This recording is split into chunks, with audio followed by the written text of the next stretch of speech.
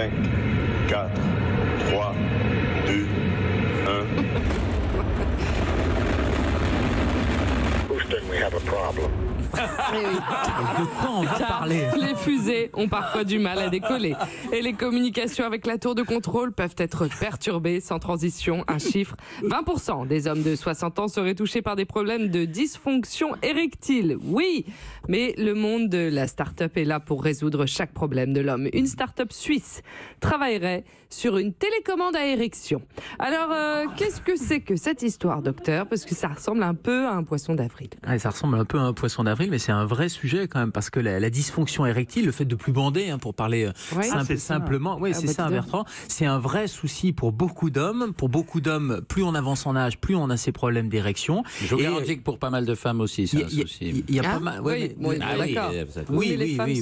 il y a aussi des problèmes de libido chez les femmes ou des problèmes de dysfonction érectile du partenaire et ça gêne le partenaire. C'est de ça que je parle. Mais chez les hommes, on n'a pas de solution. Alors, il y a la fameuse pilule bleue, il y a des solutions médicamenteuses, il y a des solutions un peu mécaniques. Et là, évidemment, nouvelle technologie dit nouveaux instruments ou nouveaux outils. Et l'idée, c'est d'aller stimuler le nerf caverneux. Parce qu'en fait, l'érection, ça marche comment? Il faut un tuyau. Donc, il y a du sang qui vient dans ce tuyau. Ça gonfle les corps caverneux. Mais pour qu'il y ait cette stimulation, forcément, il y a une stimulation neurologique, nerveuse. Et parfois, c'est cette stimulation qui est un peu défectueuse. Et l'idée, c'est tout simplement avec des impulsions électriques d'aller stimuler ce nerf caverneux pour pouvoir déclencher l'érection. Et après, la nature fait le reste. C'est-à-dire que le pénis se gorge de sang et ça donne une érection. Et alors la start-up là-dedans? Mais alors comment elle a mené sa recherche justement, cette start-up? Alors la start-up, pour l'instant, on est sur des résultats expérimentaux. Il y a 24 hommes qui ont été testés parce que ils ont accepté. Oui, ils ont accepté. C'était un peu compliqué d'aller stimuler le nerf parce que l'anatomie est un peu complexe et il fallait aller stimuler ce nerf qui est parfois lésé par certaines maladies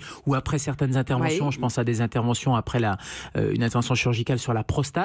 C'était très compliqué d'aller stimuler le nerf de manière très précise. Et en fait, là, ils ont essayé de couvrir toute la zone nerveuse, donc du plexus nerveux, en mettant une espèce de petit capteur qui est implanté. Il y a un système de fil qui est relié à un petit boîtier. Et après, c'est sans fil. Et voilà pourquoi vous disiez télécommande. C'est sans fil.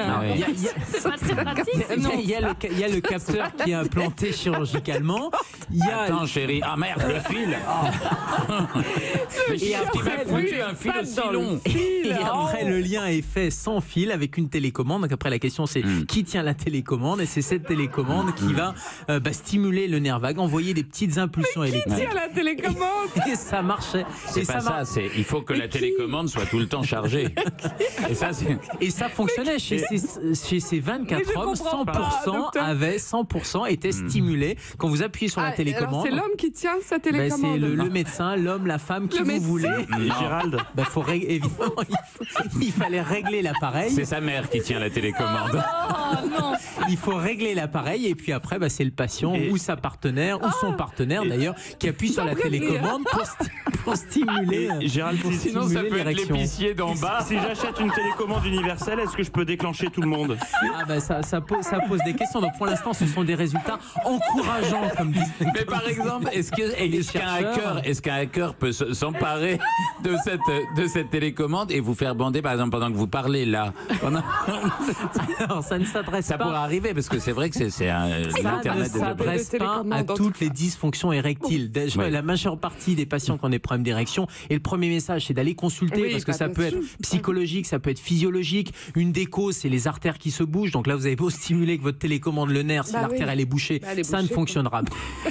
Donc vous consultez votre médecin. Et ensuite, quand vous êtes dans les résistances à la pilule bleue, vous savez, le Viagra ou tous ces médicaments qui sont quand même un des traitements, une des avancées majeures, ça marche pas pour tout le monde. Ça marche dans 2/3 des cas. Et c'est justement les 30% restants qui ne fonctionnent pas, qui ont une dysfonction liée à un problème neurologique, à qui pourrait s'adresser cette nouvelle technologie et cette histoire télécommande. C'est pas un poisson d'avril. Mais faut rire, ça pourrait être un progrès énorme, j'allais dire, mais ce serait incroyable. Mais c'est pas un poisson d'avril et ça pourrait être quelque chose d'intéressant. Évidemment qu'on est heureux d'entendre cette chose. Mais est-ce qu'il y a deux commandes, c'est-à-dire un on et un off? C'est-à-dire, par exemple, au milieu, ça y est, maintenant ça suffit, tac, on éteint.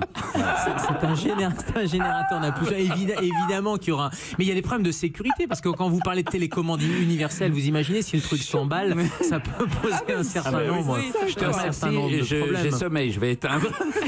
Alors après, comme tous ces problèmes de dysfonction érectile, il n'y a pas qu'une cause mécanique. C'est-à-dire, c'est pas en appuyant sur un bouton que clac, vous allez vous mettre en érection. Si vous avez un problème de dysfonction érectile, il faut consulter très vite. Déjà. Ouais. Exactement, on consulte. Et souvent, c'est un problème à la fois psychologique, physiologique, ça peut être un problème artériel. Une des premières causes quand même de l'impuissance, c'est quoi? C'est le tabac.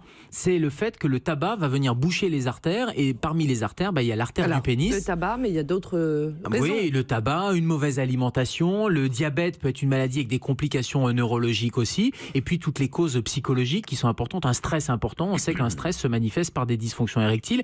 Et souvent, il y a plusieurs petits problèmes qui, accumulés, vont donner cette dysfonction et ce problème d'impuissance. Donc c'est pour ça qu'il n'y a pas une solution miracle et c'est pas avec une télécommande ou avec un capteur que vous allez régler tous ces problèmes-là. Mais en revanche, ça peut être pour des patients qui sont résistants aux médicaments, aux inhibiteurs, vous savez, le fameux Viagra, etc. Ça peut être une des solutions quand on n'a pas de solution thérapeutique et par les médicaments et quand on sait s'en servir. Bon, attendez, je vais appuyer sur le bouton parce que là, il faut qu'on avance. Il y a l'activité physique aussi. Allez, hop. Un peu de sport, c'est très bon pour avoir une bonne érection. On arrête. Mais pas les deux en même temps. On n'en peut plus. Voilà. On a monté la tente, on arrête les Après histoires. la gueule de bois hier, on fait l'érection aujourd'hui et demain, on verra. On verra bien. Merci beaucoup, docteur. On vous retrouve demain. Europe.